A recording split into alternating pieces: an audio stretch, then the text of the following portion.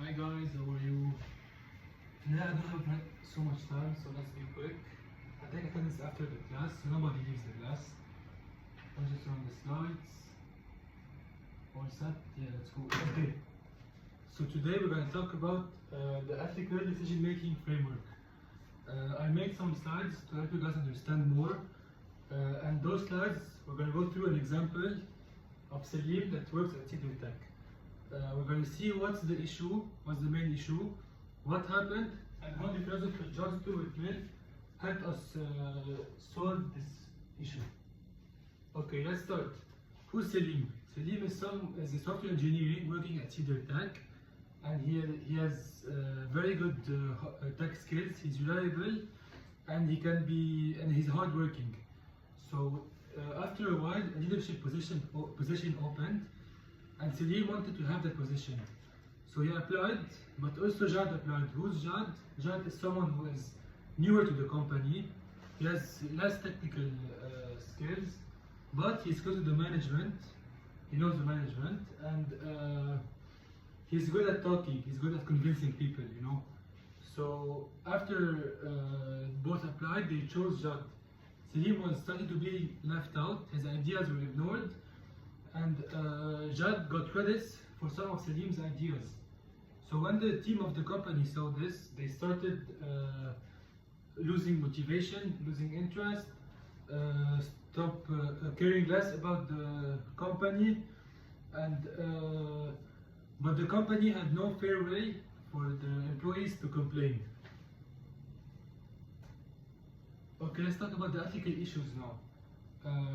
We have three main ethical issues: favoritism, unfair treatment, and lack of recognition. Here, as we saw before, they favorited someone they knew over someone that had better skills, and unfair treatment means that they were less. After Salim got lost the leadership position to Jad, they started ignoring him, and he got his ideas stolen, etc. And we also have lack of recognition.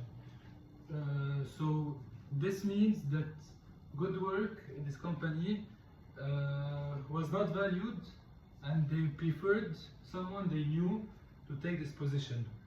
So people, the employees started losing motivation. Okay, now who's going to be affected by what happened? Let's see. So mainly, Salim and the employees are going to be the most affected because they are living what is happening. But we also have to mention Jad, the management, the donors, and of course the future hires who might not want to apply to a company that doesn't treat its employees in the right way. Now Salim has three options.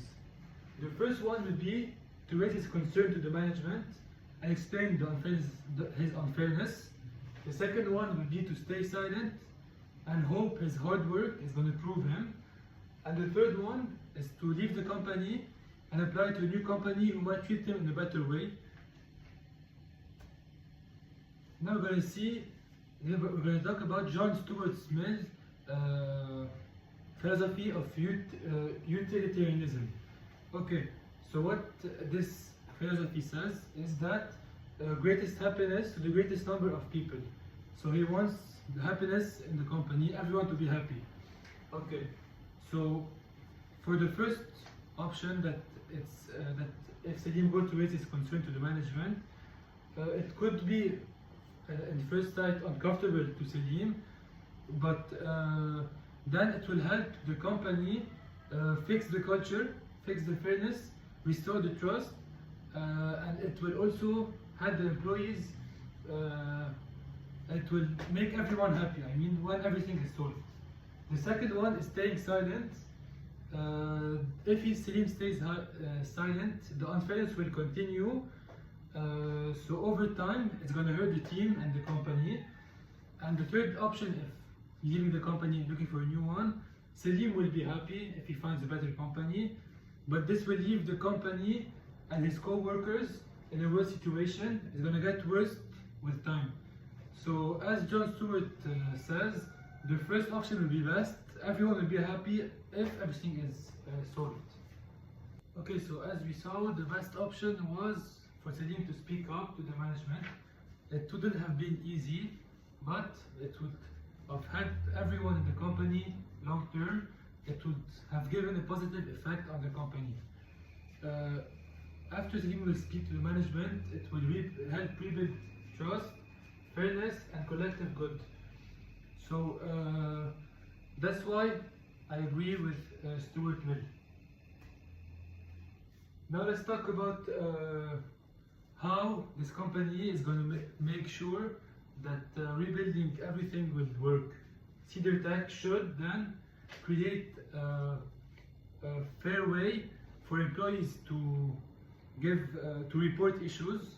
They should also check if every employee is feeling respected and is feeling good in this workplace environment. And they should be clear and open about how the promotion system is going to be applied.